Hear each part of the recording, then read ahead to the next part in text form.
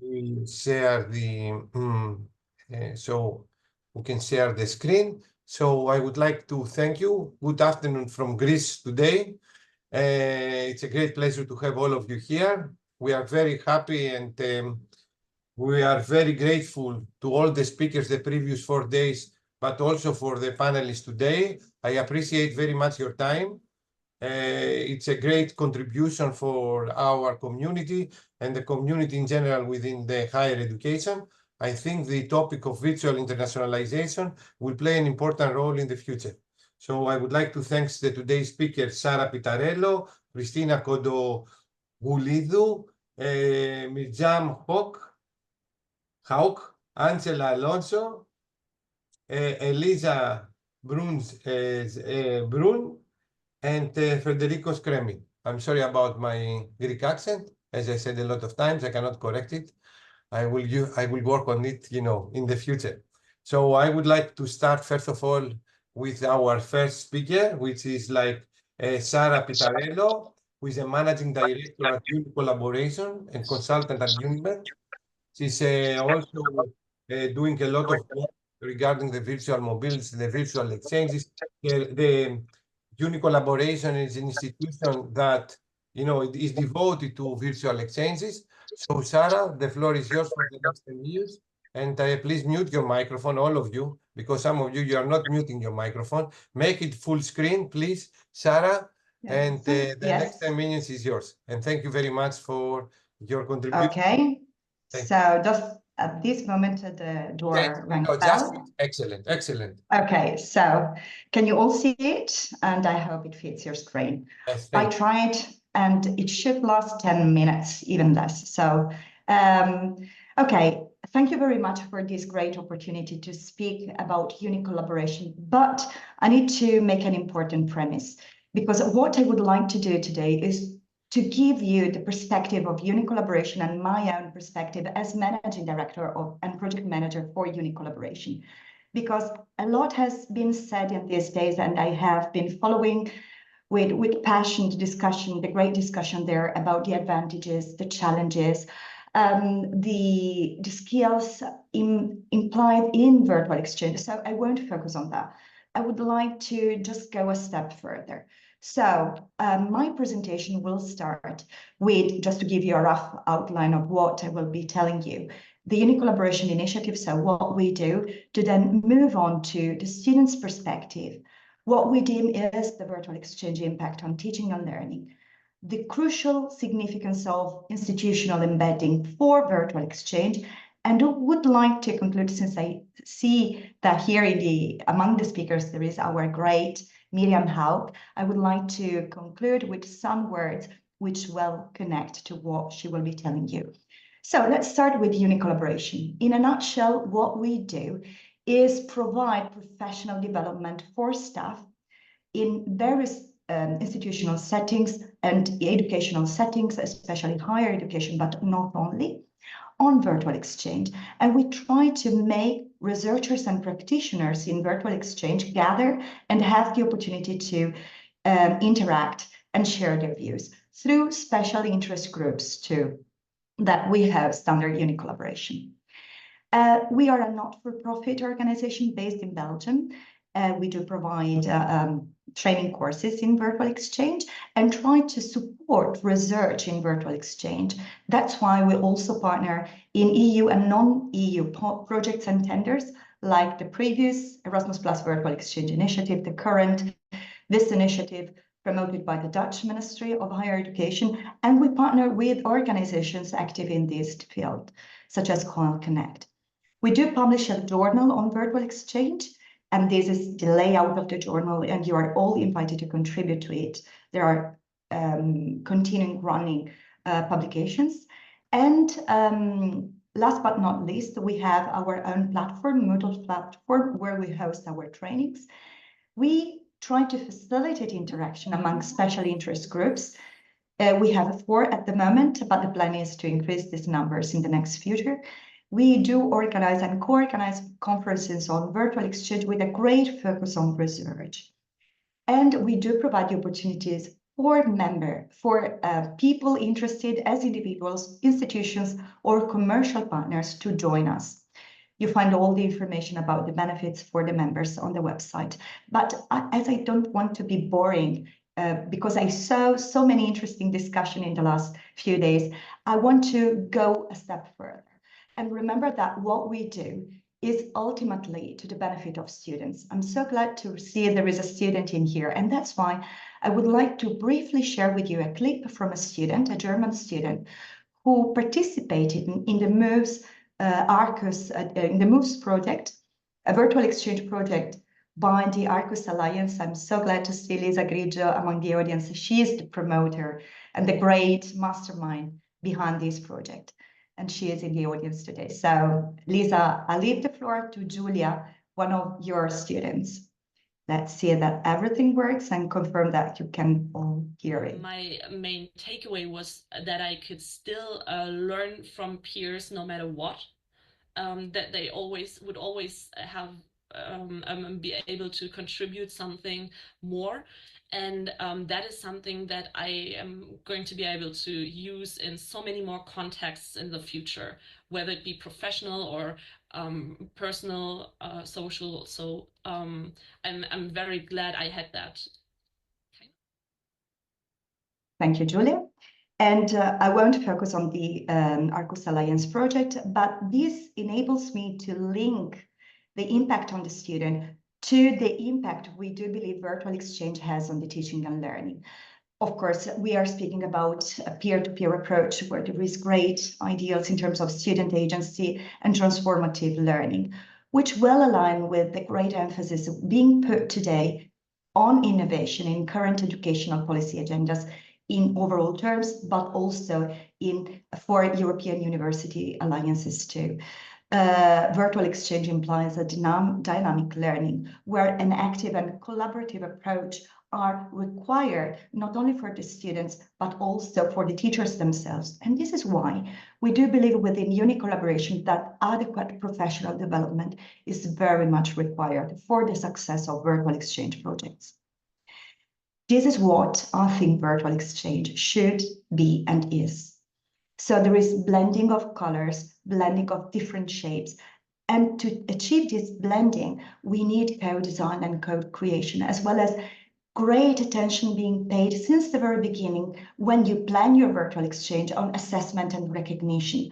I was admired, Kostas, to see and to hear yesterday the great discussion on the importance of micro-credentials, to put attention to the content and not just the knowledge, and the very much need to raise awareness on the potential of micro-credentials. But I would stop here because we would open a totally different discussion.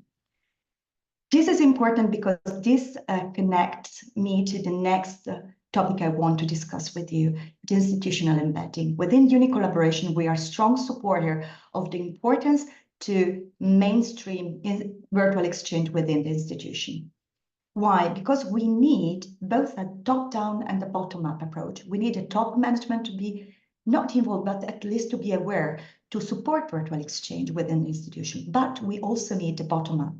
We need those great pioneers, those passionate educators, who with their expertise and their passion can bring about new initiatives about virtual exchange. We do need both though, as much as we do need both transnational cooperation and transversal cooperation. By transversal, I mean cooperation among the various units and staff within the institution. We all know and are aware how much institutions work in silos sometimes. Departments work in silos. Whereas here, we do need the support of all administrators, educators for the true success of a virtual exchange, as much as we do need cooperation outside the institution. To this end, the newly created special interest group is trying to focus on virtual exchange and COIL within Europe, and it is the EUVE and COIL Hub, which works through a listserv, and very recently a Moodle platform has been created. So today I am unveiling to you the way the platform will look like as of next week, because we are onboarding those interested in joining us and sharing their views, their opinions, queries and questions about the forthcoming program guide of Erasmus+. The focus is on Europe, but members are not only from Europe. Institutional embedding also requires careful strategic planning. And to this end, the Frames toolkit, developed within the framework of this great strategic partnership we were involved in, is very useful, because you have various tools you can use autonomously, such as podcasts, which are interviews to educators and administrators. You have case studies, but first and foremost, you have tools you can use on your own, and I do invite you to benefit from them. And they really guide you through the various steps, the what and why virtual exchange is needed, the how, the who are essential to be involved, so that you can then design your own virtual exchange action plan to be implemented within your institution. But embedding virtual exchange institutionally also implies a lot of challenges. And we should not forget that there is still much confusion out there about the terminology and the various initiatives. Even the funding can be somehow a hurdle, not just because of lack of funding, but also because of the boundaries being put by funding. You know that the virtual exchange initiative, you are limited within the Erasmus Plus to work with some countries only. With blended intensive programs, I think a great disadvantage is that not much attention is being paid to the importance of carefully planning the virtual exchange part. I have seen a lot of BIPs just reproducing what they did in presence with an online part. And this is something we should never forget. And to conclude advocacy, we need much more of that. And this is why this new hub has been created. To conclude, this is why we do believe that adequate professional development is needed. And with the training team over the summer, we have carefully brainstormed about the fact that we do believe there is much knowledge out there, much expertise, but still there are niches and topics where we do need to be trained and to train on. And this is why we have developed about masterclasses on and modules on specific topics, which can be piled up to combine a full course. Digitalization in joint programs, coloniality, interculturalism are just some topics. To conclude, step forward. And this is a way, and I would like to leave you with these last few words, considering the setting where virtual exchange was born and the fact that we do need now more than ever to view virtual exchange through the lenses of equity, diversity, inclusion, and access. And this implies a redefinition of internationalization at home and the need for students to develop critical thinking and digital literacy. But I won't tell you more than that, because here we have one of the greatest, if not the greatest, researcher in critical virtual exchange, and one of our greatest trainers at UniCollaboration, who is Miriam Haug. She will speak after the next speaker. I wanted to leave you with an image. I am a very photographic person, and this is what I do believe virtual exchange is and should be. An arm supporting growth, not just the growth of institutions, not just the growth of the students, but the growth of us as a community together. And I thank you all for your kind attention. If you have any question, feel free to ask. Thank you very much, Sarah, for the presentation and keeping the time. Excellent timing. I have some questions, but I would like to give the floor first to the audience. If you have any questions, I will start in order to provide time, and we don't have enough time to discuss everything. I would like you, Sarah, as an expert, you mentioned very nice about the impact and the potential of virtual exchanges. I will emphasize the importance of the online sessions in BIPs, because indeed in some BIPs, you know, I'm going to be polite. You know, the online part is like, you know, ridiculous sometimes. But I would like to ask you something. What are your suggestions to the EU, to the European Commission, in order to recognize the virtual mobilities as part of the mobilities that the universities they would like to demonstrate? Of course, I agree with you. In order to have the accreditation and the recognition, assessment will be over there. Quality assurance should be part of, you know, any virtual exchange activities or BIP activities even. But what are your suggestions to recommendations to EU in order to recognize virtual mobilities as mobilities? Because there's a lot of intercultural activity and interaction during this session. Tina? Yeah, there are various ways to approach that. I would take a little bit a step backwards, because another recommendation I gave personally to the EU is to also consider in the application, when you apply for a BIP, to also describe what you want to do your virtual exchange part. So I think this is equally important, because otherwise you risk that at the end of your blended intensive program, that part is not recognized, as it is not considered a virtual exchange. So this is the first thing to remember. And second, the way I can tell you what I see being successfully implemented at university level is two-side approaches. So one, institutions have been able to create a sort of category of transversal competencies courses. So every kind of course being included into that part of the educational offer is recognized as such as a virtual exchange experience. The easiest way would be that you integrate and encompass the virtual exchange side within the curriculum and within one of the degree program within your institutions. And this is the easiest way, I think, not the easiest, but the best way to make it easier, which requires, though, that the teachers have to work on the workload.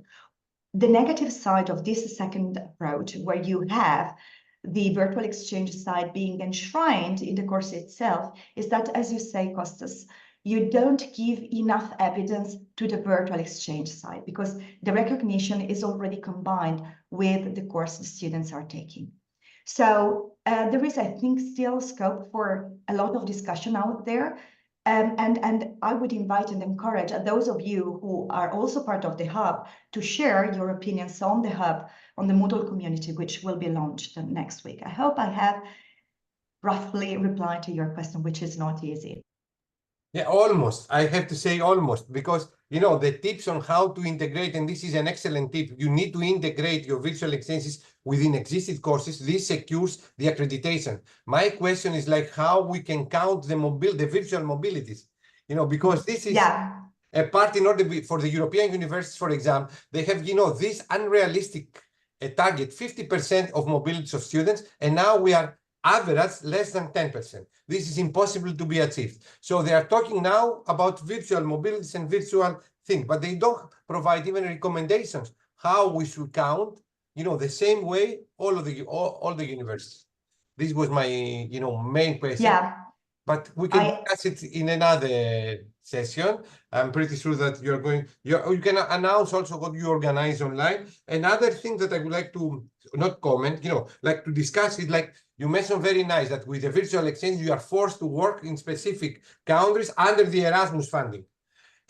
However, also with the BIPs mainly apply to the program countries, and you need to find out, tricks in order to introduce in a different kind of funding policies, partner countries. So, we have advantages and disadvantages with both of our activities, and I think EU should make them make our life more flexible. This is like a comment.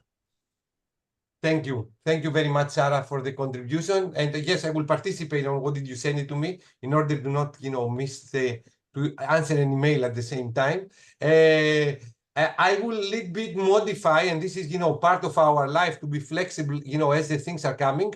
I will provide the floor now. Christina is a good friend. I hope that she's going to understand me. To Elisa Brun, because she has some family urgent issues. Christina, thank you for your understanding. I can see that you are you agree and you provide me the permission to move to change a little bit the ordering. So Elisa, the floor is yours. If you would like to share your screen in order to start with you, few words about Elisa is a policy advisor in the University of Oldenburg. This is the information that I could find, and she's going to speak about sustainable hybrid mobilities, which is sustainable hybrid mobilities. Sustainable mobility is something very, very important. sustainable hybrid mobility, sustainable hybrid internationalization. So the floor is yours, Elisa. Thank you very much, Costa. Thank you also for your flexibility. Christina's flexibility, you know. Yeah, and Christina, thank you so much. Okay, I have an issue sharing my screen. What's the issue? It cannot record my screen. Why? Okay, what do I do? Maybe Christina can go first, and I try to send the presentation to you, Costa. Okay, I will do it. I will because I really have this very old MacBook, and I have not used all right. in a while. Let's go back to the normal now. And I would like to invite a very good friend and very good colleague in Greece. One of the good examples that we have regarding internationalization in national level, Dr. Christina Kodogoulidou. She's the head of the International Relations Office. I think that is a little bit more in her university than the head of International Relations Office. Her and her team, they have organized before 3 weeks an excellent event regarding internationalization. And she's going to discuss with us about the impact of blended intensive programs in the higher education internationalization. So, Christina, the floor is yours. You can share your screen. If not, I will move to the next one. Thank you. Oh, no, it's okay. I am ready. Excellent. Definitely. You have 10 minutes. Okay. Excellent. Thank you, Christina, very much. Thank you. Thank you very much for giving the opportunity to participate in this event. I give you more information about BIPs and how to use of tool from internalization. All universities, you need on BIPs is on study period from training, from study, from all cycle the study of university, is companion from physical mobility and virtual mobility. The short intensive program, maybe you have the use innovative ways from learning and teaching, and including the online cooperation. It's add value because we cooperate with existing courses and training offered by participants. Give you the opportunity from all types students, all background studying fields and cycling. The definition and concept from blended mobility, it's correct collectivity and summing and at the same time give it opportunity for recognition of the part of the degrees. The add value, consisting of a specialist content to not authors somewhere else, not authors delivered from the ways from somewhere else, enable the students and staff to gain new perspective on the new topic, the studies, give you the roles on transdisciplinary and multinational, teaching and training from benefit and special learning from teaching condition of to not give the opportunity and available only from one silent university, including challenge basing and who have ratio from teaching training staff, the student learning, should quarantine of the active classroom participate. The participating university should plan to send sufficient numbers of persons. Why should the university take the long road from the BIP, organize the BIP? Because you have BIP is innovation, give you opportunity for the transdisciplinary from innovative learning technique, including online collaboration of research-based learning and challenges-based approach. In correction, give us the opportunity to connect and facilitate collaboration with international partner organization, business, and local authority. And one more important for us from university, it's give you to provide the framework in the fields with the traditional 100% internalization, for example, healthcare studies, because these studies you have mandatory curricula and strict national laws. And the third is inclusion. Give you opportunity and provide the opportunity from student staff with we have not can go abroad the long-term mobility for all cycle, for all fields, and for all Erasmus community. The Erasmus blended mobility may be organized from teaching part must include online session, ice break session between student groups, online meetings, individual autonomous work, presentation of the work on traditional groups. Recognition. For recognition now, all you know, BIPs give offered ECTS. Maybe this is courses, selected courses, or not more curricula of the course in the university. Give one benefit to participate the university and teacher and provide the basic or long-term cooperation and not one-off opportunity. All to organize and participate in the BIPs have to learning outcomes and formulate for every BIP. This learning outcome is one development from the 3 teams from university, not only from one university. And it's very, very important to give us subject-specific learning outcomes, the international learning environments, and opportunity to development transversal international skills.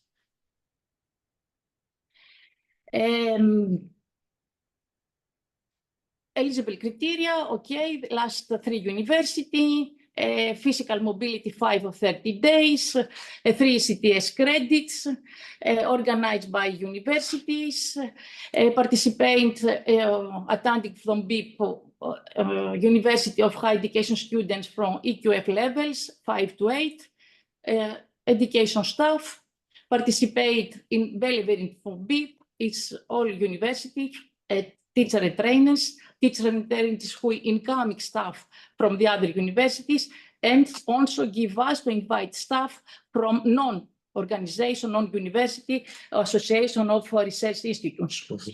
Minimum numbers participate is 15 numbers.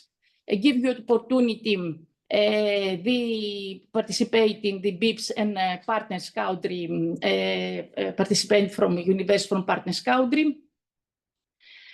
You have one virtual part, and of course the 3 CTS credits.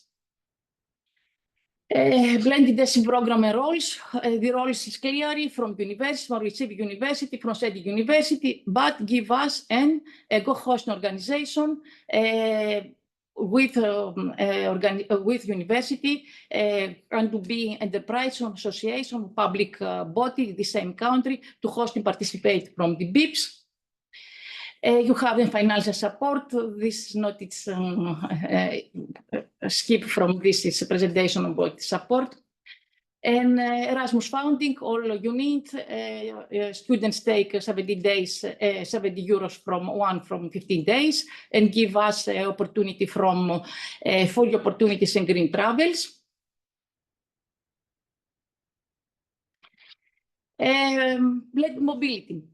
For us and from the European Union is the first time in the history of mobilities, give us the opportunity to generate and create new technical method that will help more groups of students than traditional mobility. Blended mobility also brings great challenges and much more complex as traditional mobility and involves multiplied stakeholders. Give you the opportunity to have teamwork from the other universities.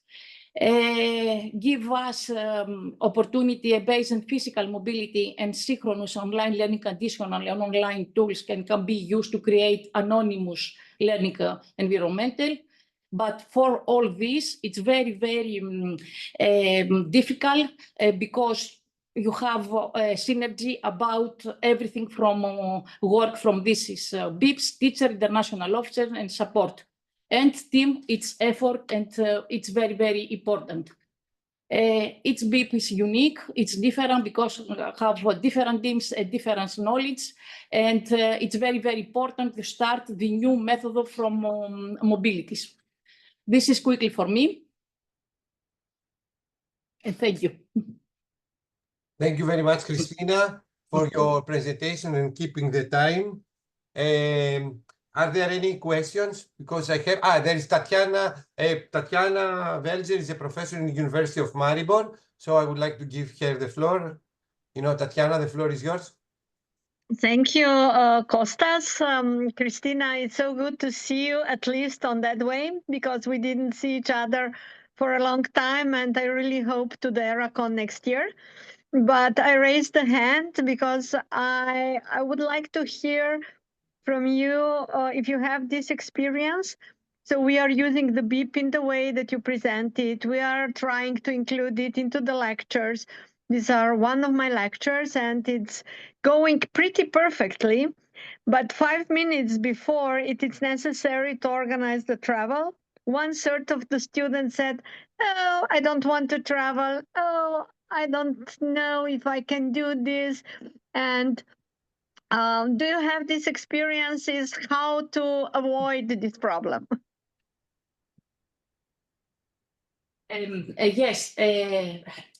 From that, and after to ask a national agency, because my university have this experience, and give us 10% from the, give us one number, 10% from not participate from the students. If you BIPS is 15 students, give it opportunity on 1 or 2 students less. From these reasons, but the final report, in the report, write what the BIP not participate, only these students. It's difficult. My experience from now, because organize 3 BIPs from University of Piraeus and participate the other 3 BIPs of participants. It's a lot of work, and in the final time, all the changes. And the first experience is maybe you strong community, strong partners, and partners to from that. And the other reasons, organize one BIP and participate non-European university and partners from non-European. And this is easier because this is student coming and professors from non-European. Okay, so I hope to motivate again my students next year to go to Kostas, to Crete. I know there will be the group, but I'm sure that there will be few of them that they will not go. But this themes, it's happening regularly, and it's really hard to push them, but the rest are more happy. And this is important, I believe. Thank you, Christina. Thank you, and invite you and in University of Piraeus, in Piraeus. Would be time.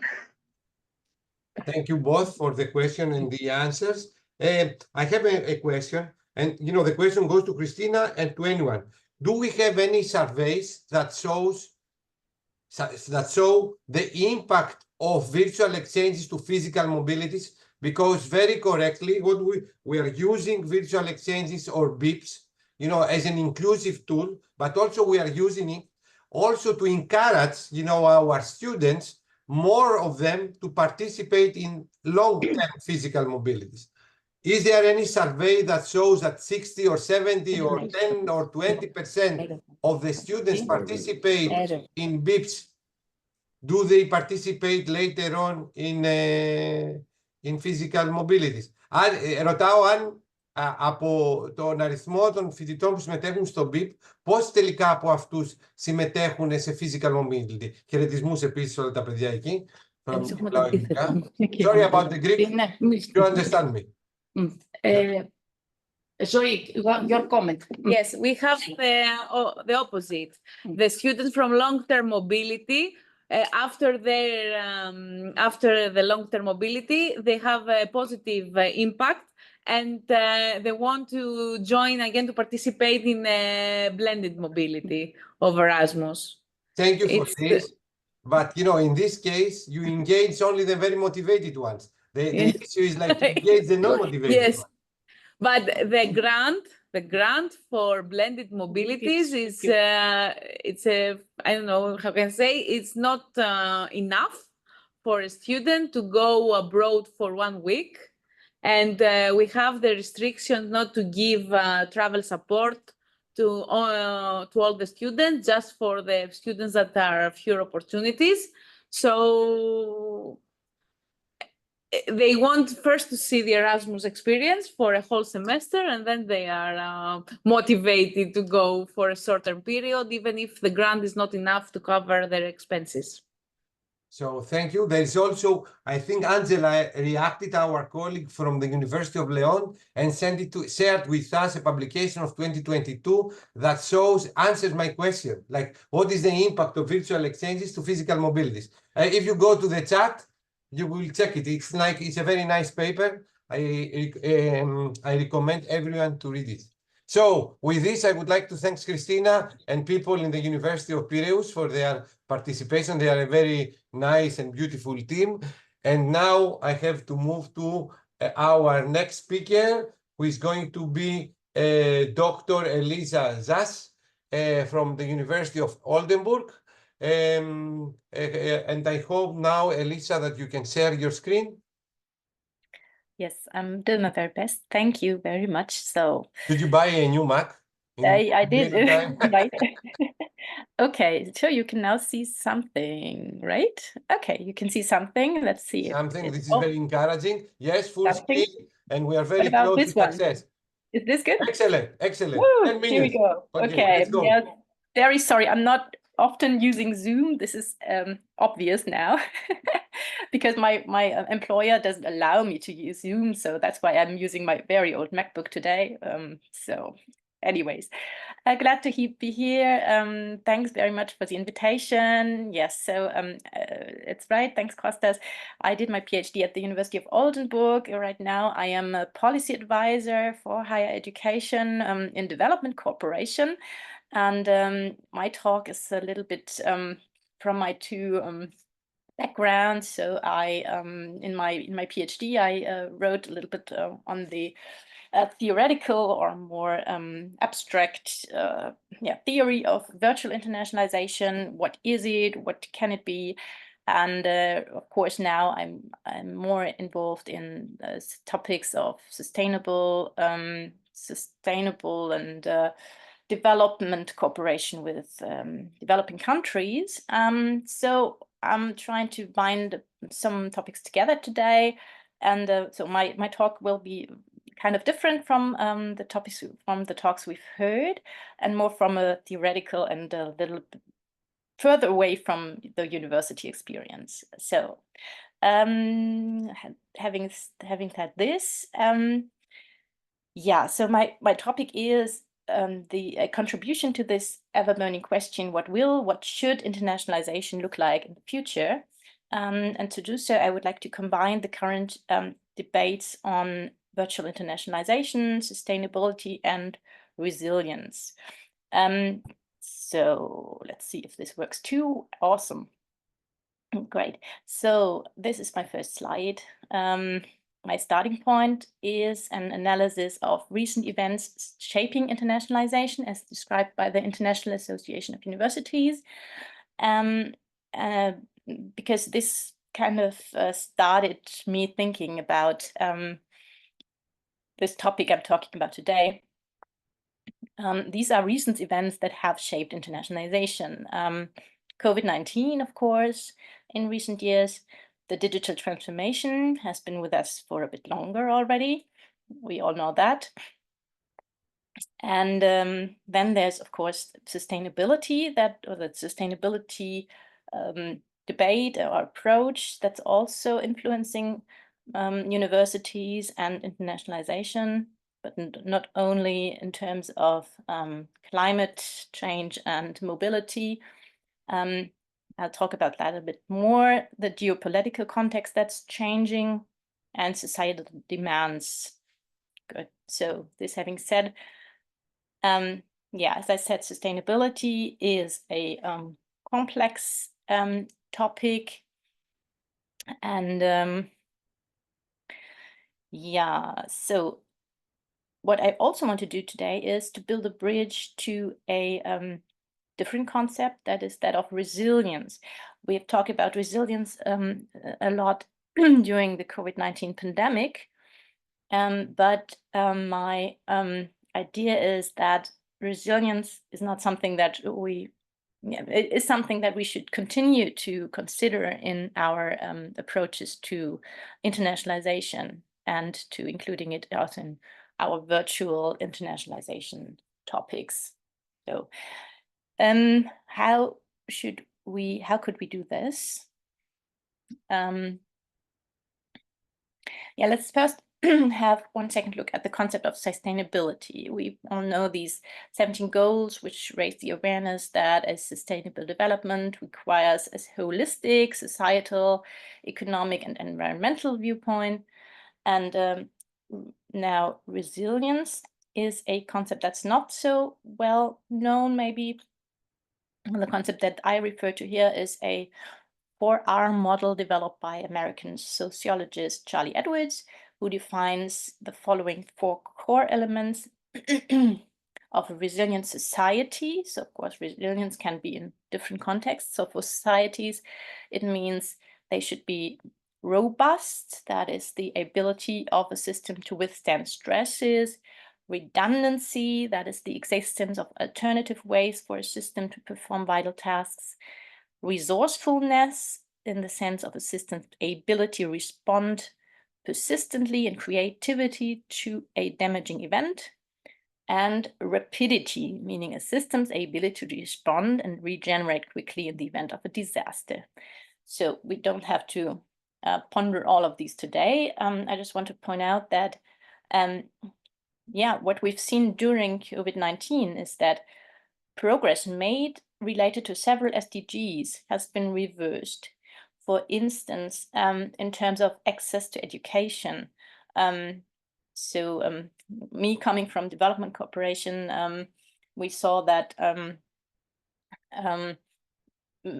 children who were in school, dropped out of school, were not able to have an education, a quality education anymore. But then, and linking it to the internationalization subtopic, also there, physical mobility was, of course, impeded, and people could not travel. And then virtual internationalization, as we know, was able to have us be able to contribute, to continue to have these international experiences. And we continue, of course, to further developing the progresses made in times of the pandemic.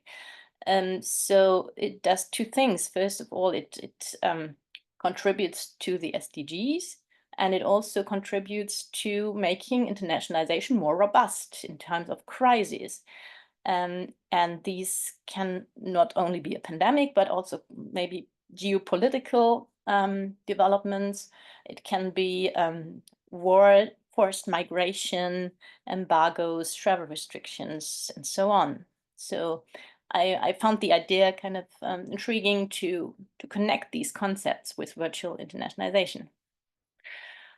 Right, so this hypothesis, I found this nice a publication by the 2, so by Alt and Wales. These are the President and Secretary General of the German Rectors Conference. And they also said that this triad of environmental, social, and economic sustainability should be considered as an integral part of an institutional internationalization strategy in terms of robust internationalization. So they also make this connection of internationalization and resilience. All right. So this is the idea that I put forward today to start a discussion. Virtual internationalization, so how can this be integrated with these concepts of sustainability and resilience? I think I'm running a bit out of time, so let me see quickly. So virtual internationalization for me is a concept that concerns a variety of aspects in an institutional international dimensions, let's say. So it's a comprehensive concept that affects the administration. It affects, of course, the curriculum, internationalization at home, but also international faculty policies, practices, international research, physical student mobility, of course, transnational education, and online or distance education, and all of that in strategies. So I found these SDGs in particular that can that have a connection to virtual internationalization. It can, first of all, improve quality of education. For example, if an international component is mainstreamed in education offerings, and that more students benefit of them. It may include improve gender equality if women who may be less mobile than men now get access to an international experience, or reduce other inequalities in access to an international experience for other vulnerable groups. It can contribute, of course, to climate action if physical travel is reduced and flights, etc. And of course, to partnerships for the goals if researchers or international office staff collaborate internationally, if the collaboration is improved with virtual conferences like this one, etc. And what about resilience? I would say that hybrid, blended, and online options of collaborating have greatly supported resilience of international relationships for universities. Or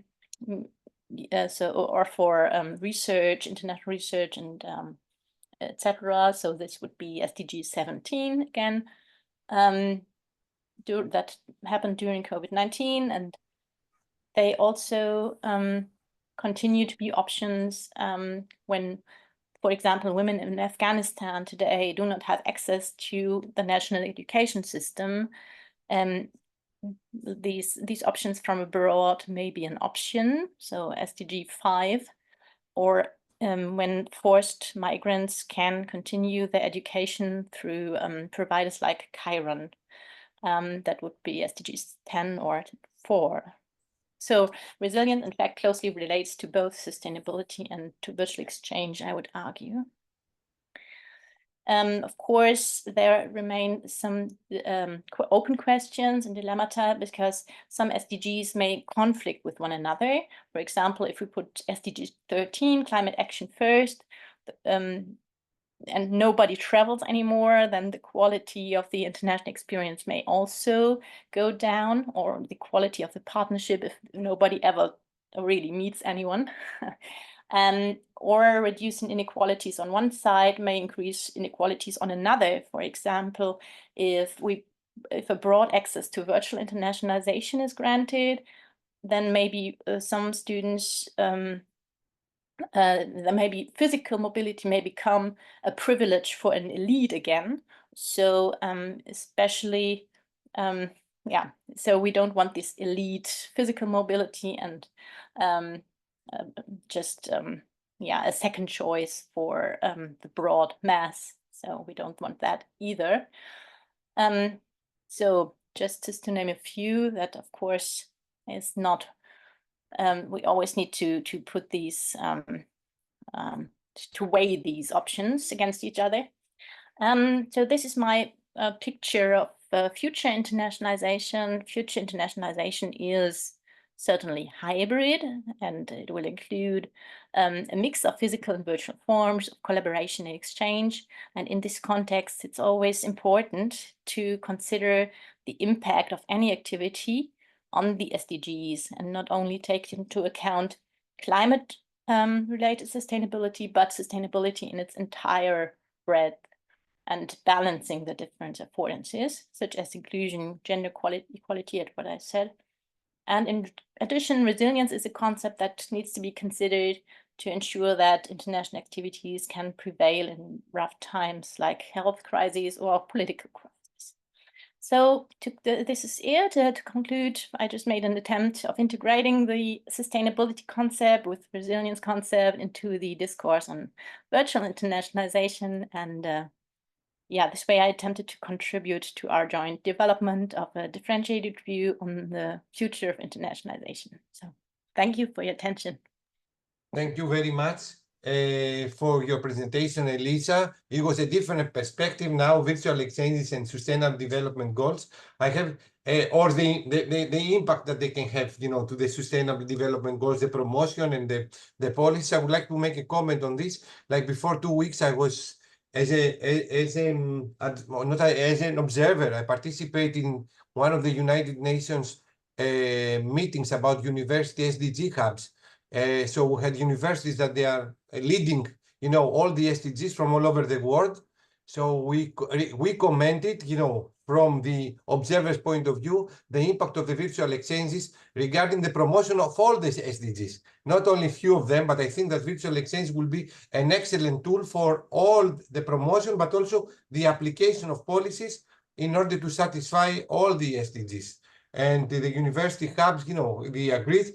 I was surprised that few of them, mainly from Latin America, the universities that participate from Latin America, they knew about the virtual exchanges and this type of activities. So it looks to me that we need to make more promotion about these actions.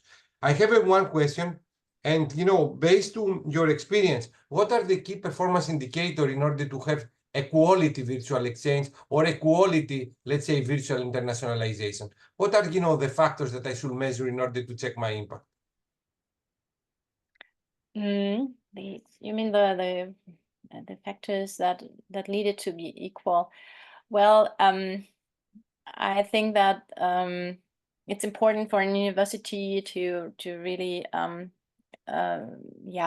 to make these offerings inclusive and to really think about how to integrate all students in these offerings, and to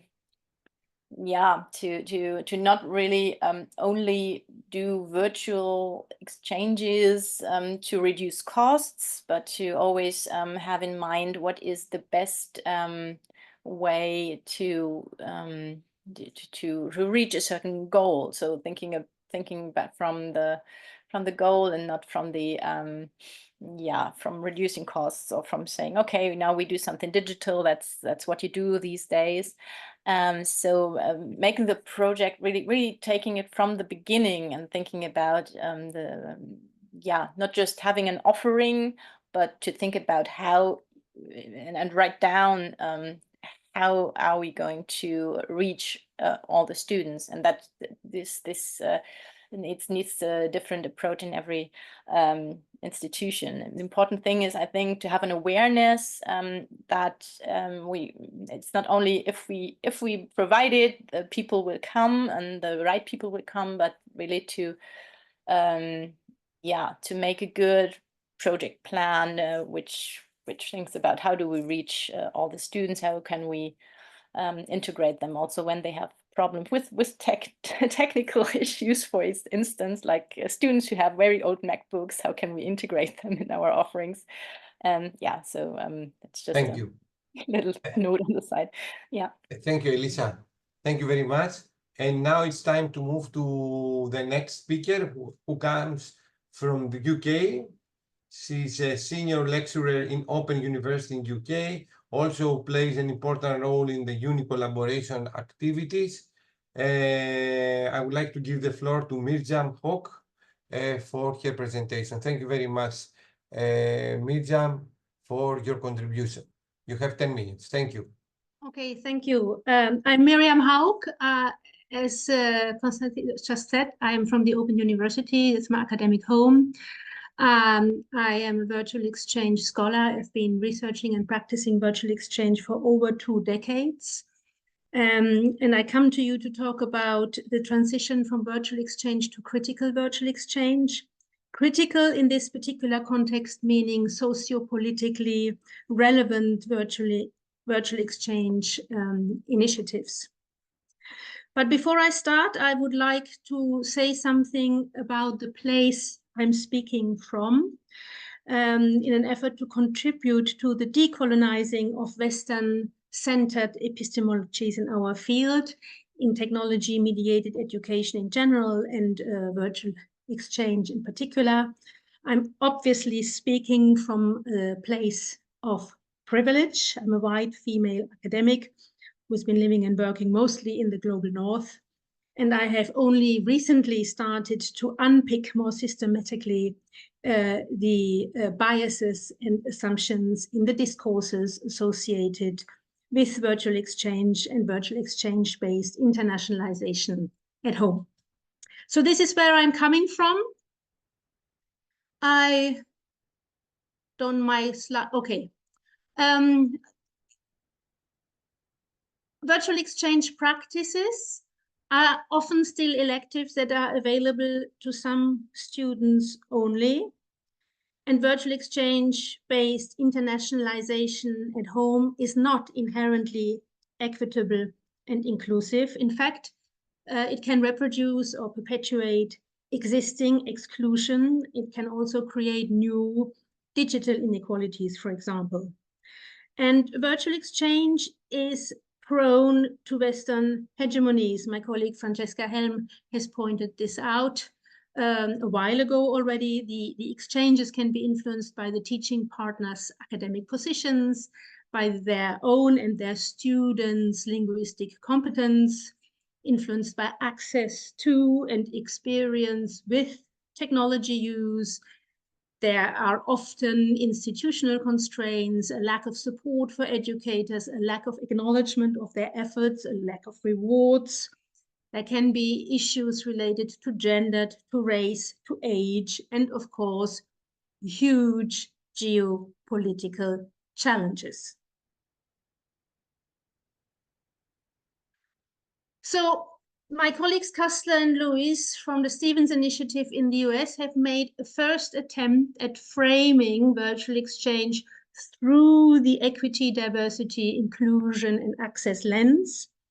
They have filtered out these characteristics, so exchanges that are based on equitable partnerships, so partners from all demographics, exchanges that build on the creation and use of inclusive resources and on equitable training and support for the educators involved, that specifically focus on activities that explore social challenges and social justice topics, and exchanges that serve all participating communities rather than how the community of the leading partner, which is often, unfortunately, still the case.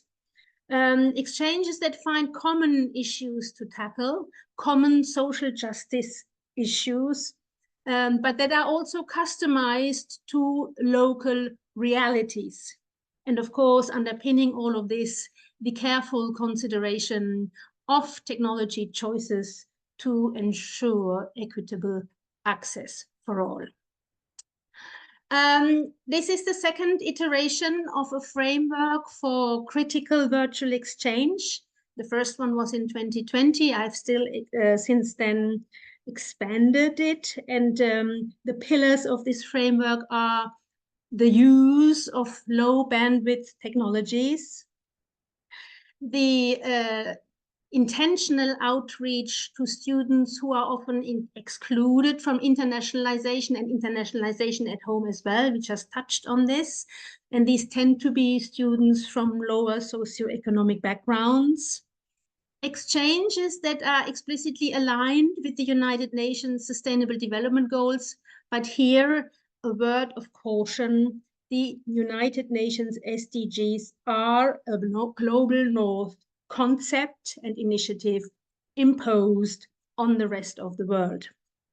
Exchanges that have an element of public engagement, so where ideally the students reach out locally to charities, to businesses, to NGOs, and include the work with those entities in their exchange dialogue, in their collaborative project work. And finally, I would like to see, being a linguist, an applied linguist by this my background, I would like to see a more intentional inclusion of trans-languaging approaches. And I do not mean code switching, I do mean trans-languaging, which means that the students can draw on all the resources that are available to them online, in particular, all the semiotic, all the meaning-making resources to communicate with their counterparts. So they can develop and draw on their full semiotic budget. I also see critical virtual exchange as an instantiation of critical global citizenship education, the way Andreotti has framed it.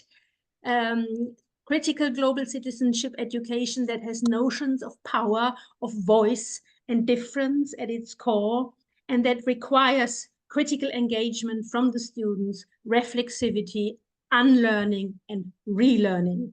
I see critical virtual exchange as a vehicle for action, for public engagement, and for socio-political change, one critical virtual exchange project at a time. Critical virtual exchange that addresses social justice and inclusion at institutional and also at individual level. Okay, so now what does this look like when it all comes together? This is an example from the Global North, the Youth Entrepreneurship for Society project, the YES project, which is at the same time a model for new local employer higher education collaborations to support employability skills development in the participants. So in this particular example, business communication and management students from Cyprus University of Technology and the Universidad de Valencia in Spain worked together.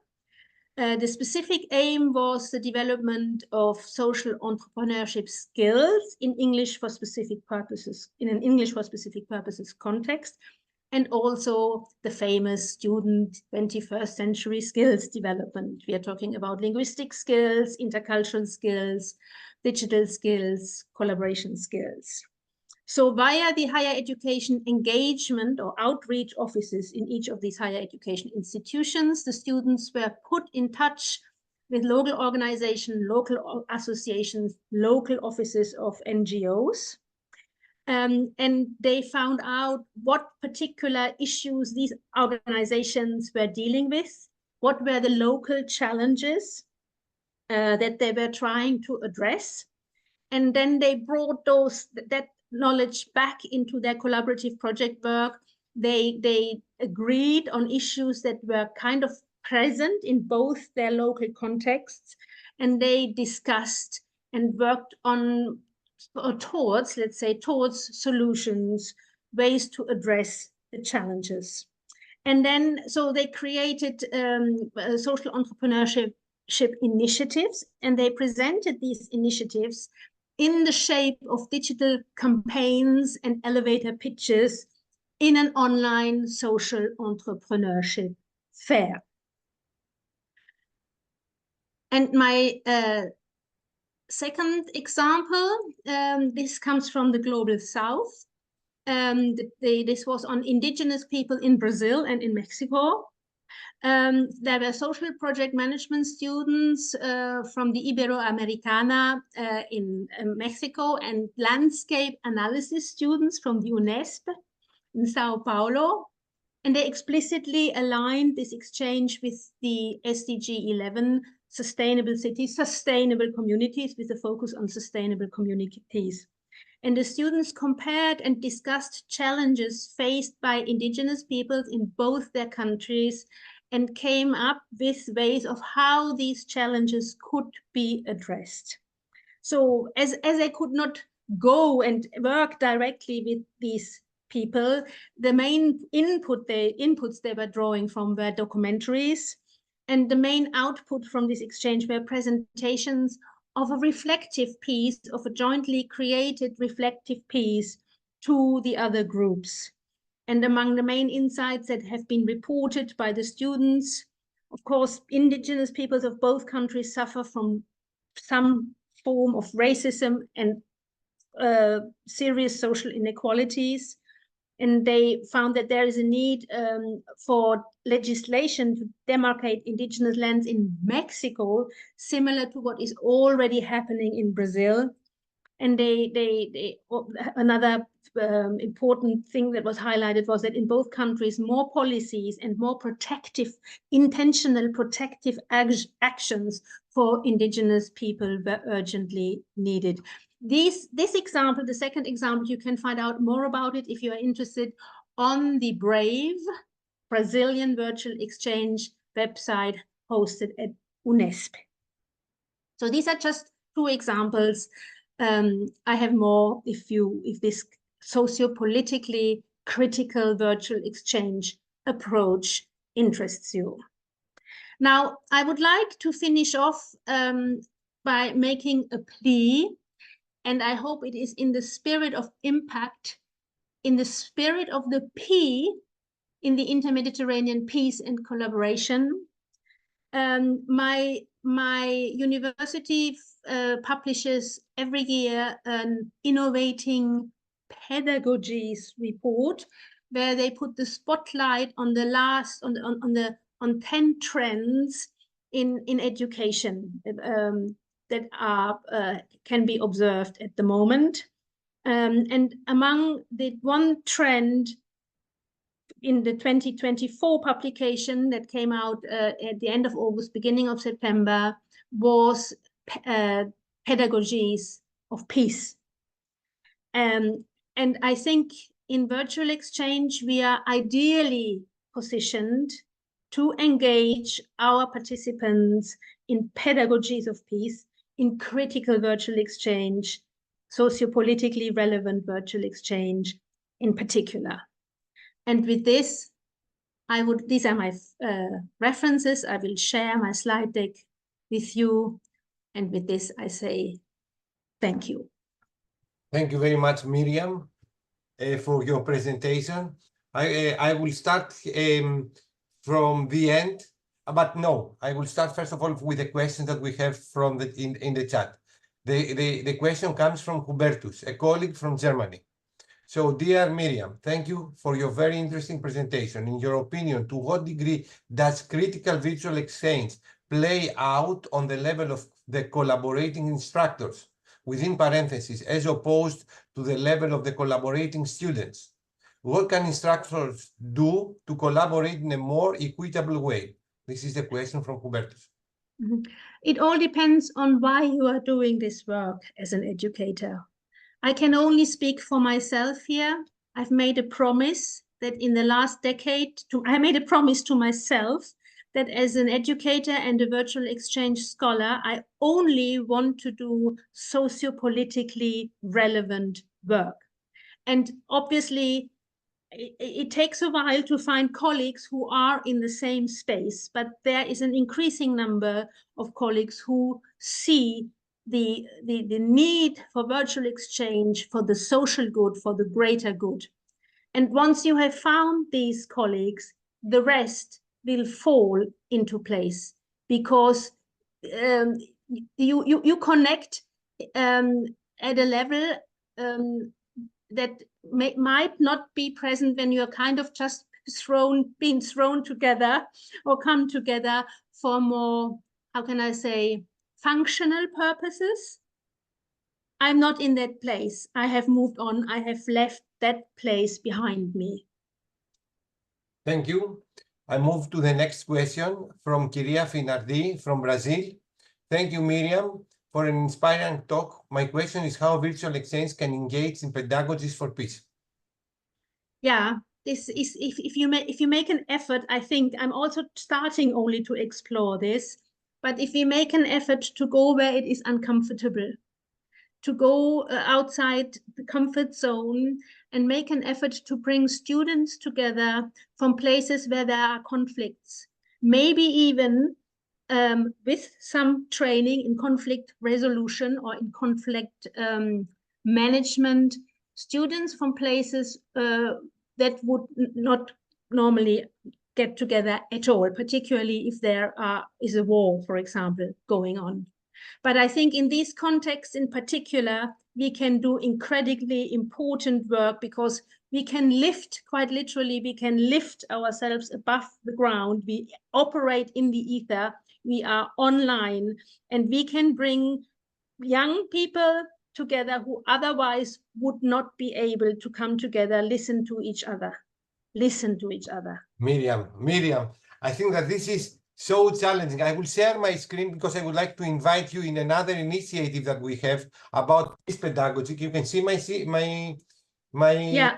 This is what we are doing in Impact. We have organized this ATHENA for Peace Talks, and we invite scholars to speak to us, scholars that they work under conflict zone, to speak to us, about how international university network can help them to overcome, the difficult situation. At the level of the scholars, sometimes I was trying to engage everyone from both sides in any conflict that I know as a citizen. Sometimes people say like, you have invited from this side, I'm not going to participate. I know. I'm familiar with this situation, Konstantinos. This is a challenge. I would like you to speak to us in this curriculum. I've just seen Juliana. I think I work closely with Juliana. She's one of the people that, and there are others. And it is, I'm not saying it's easy. I'm just saying that I have put myself intentionally in a place where I will not give up. Excellent. This is the previous speaker spoke about resilience. This is a part of the resilience, but part of the resilience is also consistency and keep going in order to achieve the goal, because this is what we would like to measure as well if we are. So can you elaborate? Another question from Samia. Can you elaborate on pedagogies of peace? An example. No, I can't because because I'm not a peace pedagogue yet. I'm exploring the added value of bringing peace pedagogy to virtual exchange. It would be presumptuous of me to stand here and to teach or lecture you on peace pedagogies. But I invite you to explore this with me. Excellent. Now we have from the Juliana that you mentioned, a professor and colleague from Ukraine. Thank you, Miriam. What kind of pre-training or preparatory activities are essential to equip students with necessary skills and sensitivity to engage in critical virtual exchange, especially for those who may not be ready to discussing challenging topics like power, privilege, and inequality?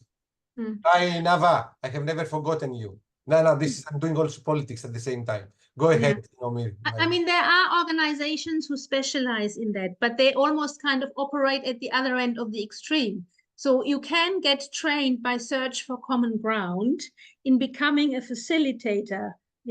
For virtual exchange initiatives, they call them the ready-made ones, where you can send your students. You may have heard of Solia Connect and of Search for Common Ground.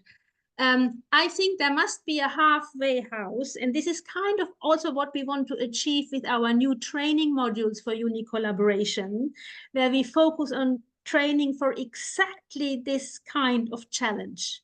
We want to work with educators who are willing to tackle to go into these spaces where no one else wants to go, and to, I'm not saying we have a complete ready-made perfect training for that, but we have taken the first steps into that direction at uni-collaboration. According to physics, you will never have, the perfect training. Always you are going to improve. I will give the floor now Can I just add to this? Yes, please. I have made it a golden rule in alignment with scholars from the Global South that all I can ever do and all I will ever do is gesturing towards. Excellent. This is a very helpful concept. We can always only gesture towards.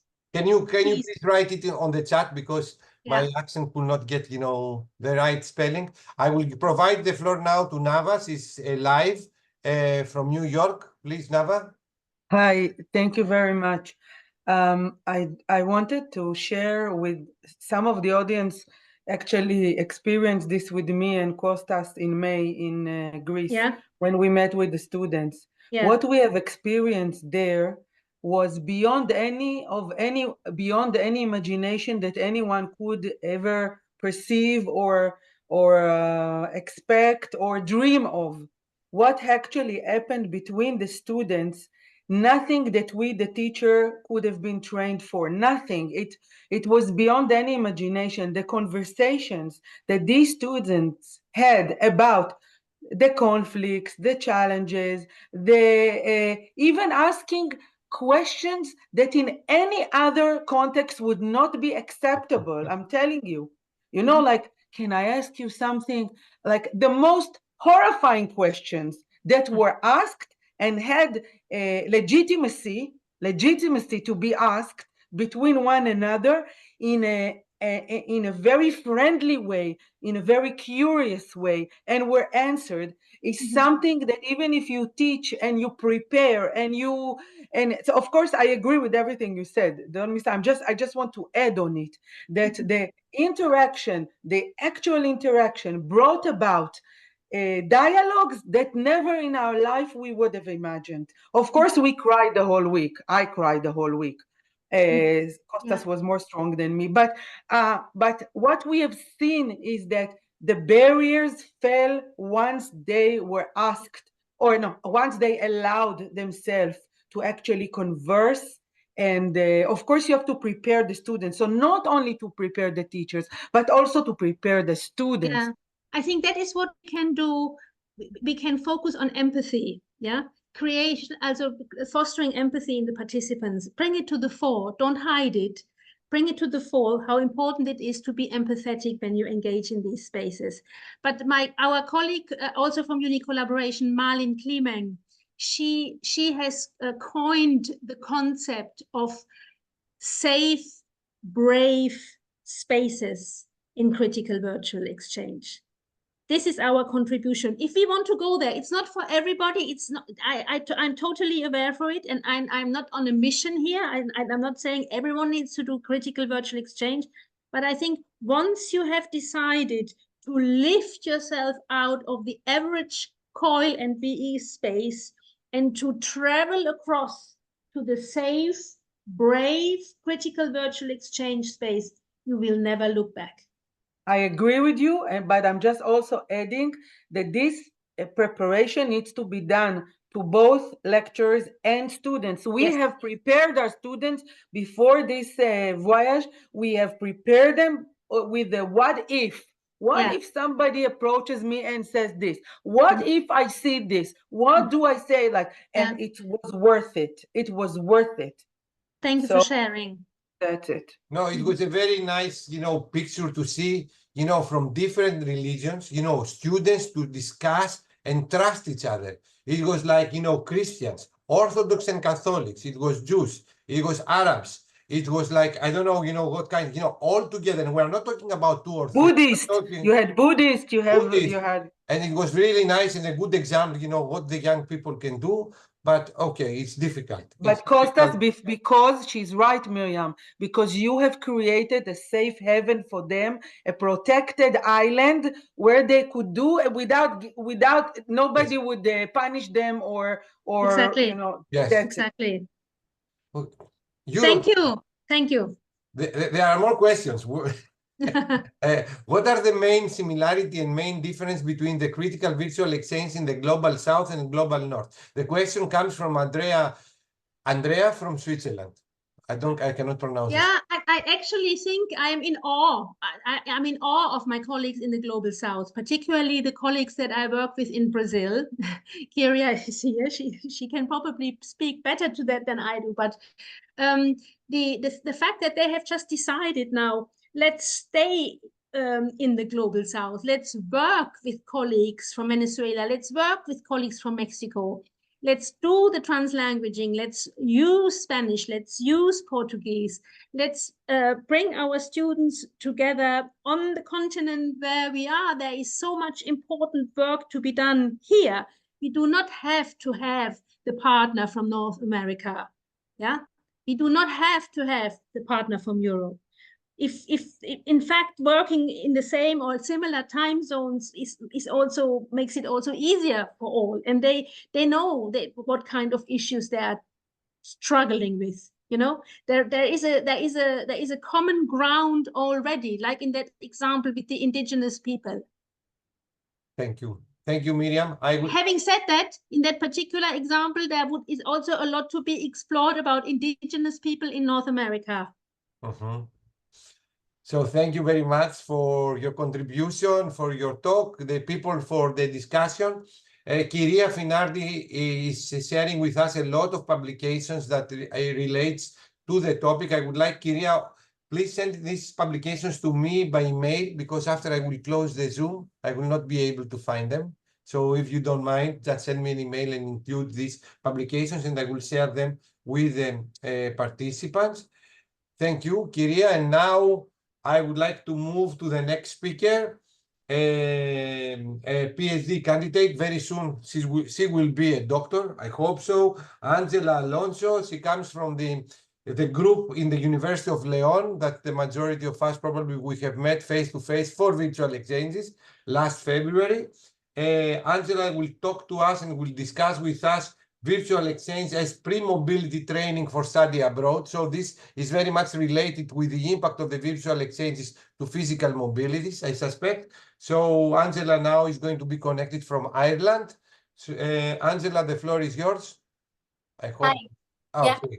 Can you hear me? Vale. Yep. Yes. Thank you very much, Kostas.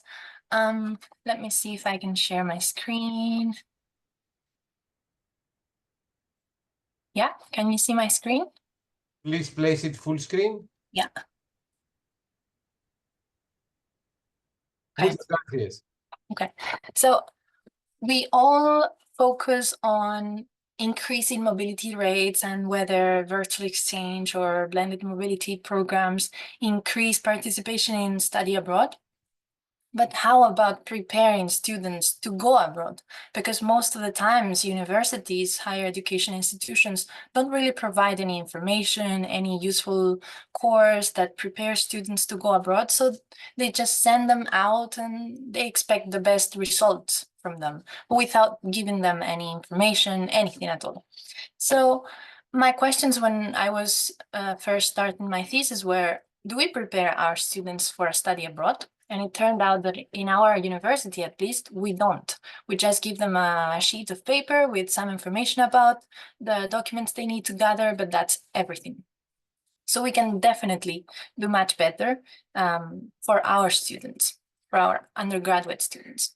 Now, why is it necessary? The literature says that most sojourners do not really benefit from the study abroad. There are very low mobility rates, and even within that very low number, there's an even lower number of sojourners who benefit from Erasmus exchanges or any other type of study abroad initiative. And why is this? Because most students usually lack authentic intercultural learning experiences.